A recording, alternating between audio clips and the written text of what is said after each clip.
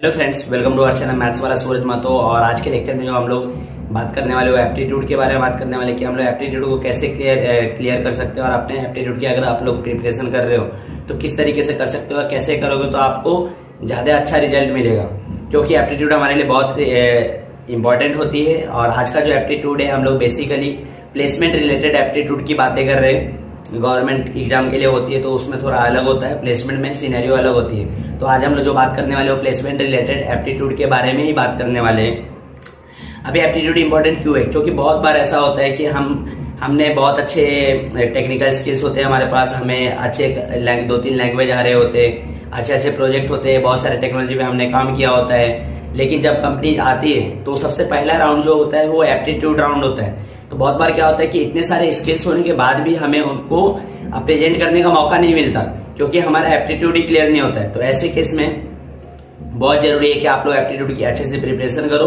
और फिर आप एप्टीट्यूड क्लियर करोगे तो ही आपको अगला राउंड मिलेगा, क्योंकि तो इसलिए एप्टीट्यूड इंपॉर्टेंट है। आज मैं एप्टीट्यूड में कुछ बातें करने वाला हूँ जो आपको बेनिफिट जरूर देंगी अगर आप उसको फॉलो करोगे तो।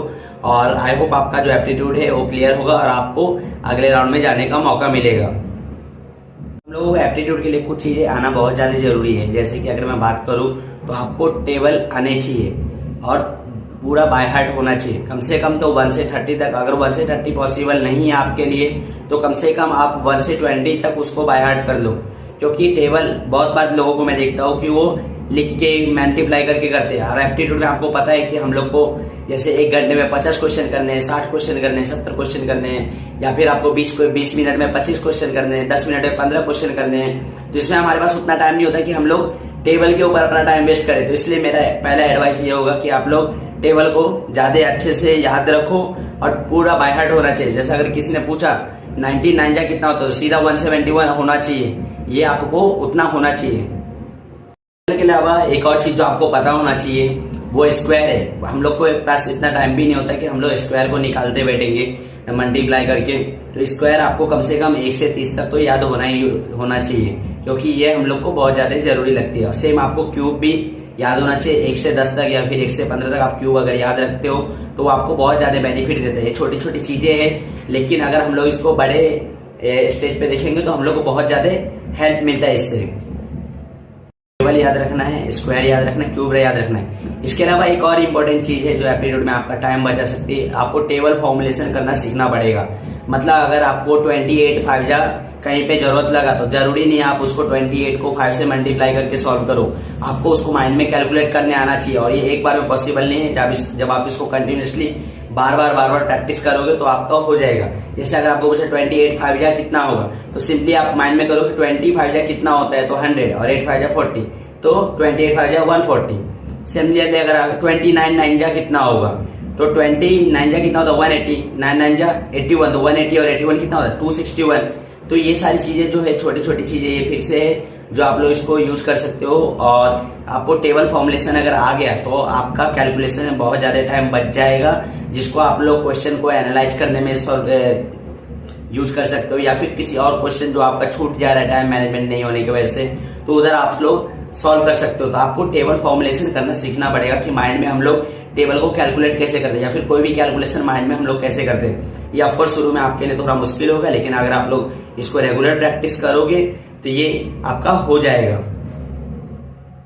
फिर एक जो पॉइंट मैं बता रहा हूँ, तीसरा पॉइंट जो कि आपका इससे ही रिलेटेड है, आपको जितना से ज्यादा हो सके ना पेन और पेपर को अवॉइड करना। हम लोग की आदत क्या होती है, हम लोग क्वेश्चन देखते हैं फिर फटक से हम लोग नोट करना शुरू कर जाते हैं। हम लोगों ने पूरा क्वेश्चन पढ़ा भी नहीं होता है और हम लोग चीजों को नोट करने लगते हैं। उसमें हमारा क्या होता है, फिर अगर क्वेश्चन में कुछ ट्विस्ट आ गया तो फिर हम लोग वहां पे अपना टाइम वेस्ट कर देते हैं उसको सोचने में। तो आपको ऐसा नहीं करना है, पूरा क्वेश्चन पढ़ना है, उसको एनालाइज करना है और उसको पहले ट्राई करना है खुद से सॉल्व करने का, बिना पेन और पेपर के। अगर आप लोग पेन पेपर यूज करोगे तो उधर आपका बहुत ज्यादा टाइम जाएगा।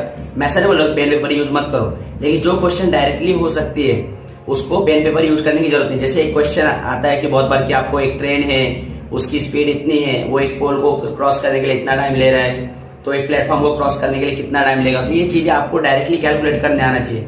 कैसे, ट्रेन की लेंथ कितनी है, प्लेटफॉर्म की लेंथ कितनी है, दोनों को जोड़ दो और जो उनका टोटल स्पीड रहेगा उसको फॉर्मूला में डाल के स्पीड को डिस्टेंस अपॉन टाइम करके निकाल लो। तो वो आप लोग डायरेक्टली माइंड में करने चाहिए। तो उससे क्या होगा कि आपका बहुत टाइम बचेगा और ये सारे क्वेश्चन आप लोग इजीली कर पाओगे। सिंपली अगर आपको कुछ डिस्काउंट के क्वेश्चन आते हैं, प्रॉफिट लॉस के क्वेश्चन आते हैं, तो ये आपको माइंड में ज्यादा से ज्यादा हो सके आपको ट्राई करना है सॉल्व करने की। तो इससे क्या होगा, आपका काफी टाइम बचेगा। और एप्टीट्यूड में टाइम मैनेजमेंट बहुत ही इंपॉर्टेंट होता है। इन सब चीजों के अलावा आई थिंक इतना इनफ होगा आप लोग के लिए। अभी आप प्रिपरेशन करना है तो कौन से टॉपिक पे प्रिपरेशन करना है। अब मैंने पहले ही बोला था कि ये जो एप्टीट्यूड के बारे में बता रहा हूँ, ये हम लोग प्लेसमेंट रिलेटेड एप्टीट्यूड की बात कर रहे हैं। तो इसमें जो सबसे इंपॉर्टेंट आपका चैप्टर आता है वो होता है प्रोबेबिलिटी। आप कोई भी एप्टीट्यूड का पेपर निकाल के देखोगे प्लेसमेंट का, उसमें आपको प्रोबेबिलिटी का सम मिल ही जाएगा। और उसमें भी प्रोबेबिलिटी में जो 10th स्टैंडर्ड का आप लोग को प्रोबेबिलिटी होता है वो बहुत ज्यादा होता है, और उसी के ऊपर क्वेश्चन घुमा फिरा के आपको बार बार पूछा जाता है। प्रोबेबिलिटी के अलावा एक और इम्पोर्टेंट जो चैप्टर है मेरे हिसाब से जो बहुत बार पूछा जाता है होता है परम्यूटेशंस कॉम्बिनेशन, क्योंकि उसमें जो कंपनीज है वो आपको देखना चाहती है कि आप टफ सिचुएशंस में कैसे सोचते हो। तो इसके लिए अगर किसी का भी ब्रेन अगर टेस्ट करना है तो प्रोबेबिलिटी और परम्यूटेशन कॉम्बिनेशन बहुत ही इंपॉर्टेंट चैप्टर है, अगर किसी को भी हम लोग को टेस्ट करना है तो। इसके अलावा सेट्स आप लोग को करना चाहिए। सेट्स इसलिए करना चाहिए क्योंकि अगर आप लोग एक बार सेट्स चैप्टर कर लोगे तो आपको प्रोबेबिलिटी में काफी हेल्प मिलेगा। जैसे आपको बहुत सारे कंडीशनल स्टेटमेंट में हम लोग क्या करते हैं, प्रोबेबिलिटी में फंस जाते हैं। इस सेट्स में क्या होता है, हम लोग वही करके आते हैं। जैसे ए इंक्लूडेड नहीं है तो उसमें क्या होता है, A complement, B included B complement, A और बी दोनों इंक्लूडेड है तो दोनों का कॉम्प्लीमेंट। तो ये सारी चीजें हम लोग को प्रोबेबिलिटी में सॉल्व करने के लिए हेल्प करती है।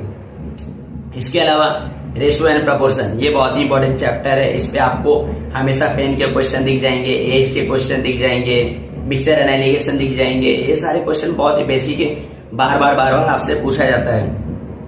हाँ, बहुत बार इन्वेस्टमेंट के क्वेश्चन दिख जाएंगे इसमें, तो ये आपको अच्छे से करना है। इसके अलावा हाँ, स्पीड एंड डिस्टेंस के क्वेश्चन बहुत बार इजी होते हैं आपके लिए। स्कोर करना उसमें आसान होता है क्योंकि उसमें हम लोग को बहुत ज्यादा नहीं सोचना पड़ता और हम लोग उसको सॉल्व कर लेते हैं। और फिर इसके बाद एवरेज पे भी बहुत बार क्वेश्चन पूछा जाता है, लेकिन एवरेज पे आप लोग को डायरेक्टली कभी भी नहीं पूछेंगे कि इसका एवरेज निकालो, क्योंकि वो तो हर कोई कर लेगा। आपको हमेशा ट्विस्ट करके देंगे। जैसे एक बहुत ही फेमस क्वेश्चन है, बार बार पूछा जाता है कि एक स्टूडेंट है, उसके 10 सब्जेक्ट की मार्क्स इतनी थी, उसमें से एक सब्जेक्ट निकाल दिया तो इतने सब्जेक्ट का मार्क्स इतना हो गया एवरेज, तो वो एक सब्जेक्ट का निकालो। तो ऐसे टाइप के क्वेश्चन आपको जरूर प्रैक्टिस करने।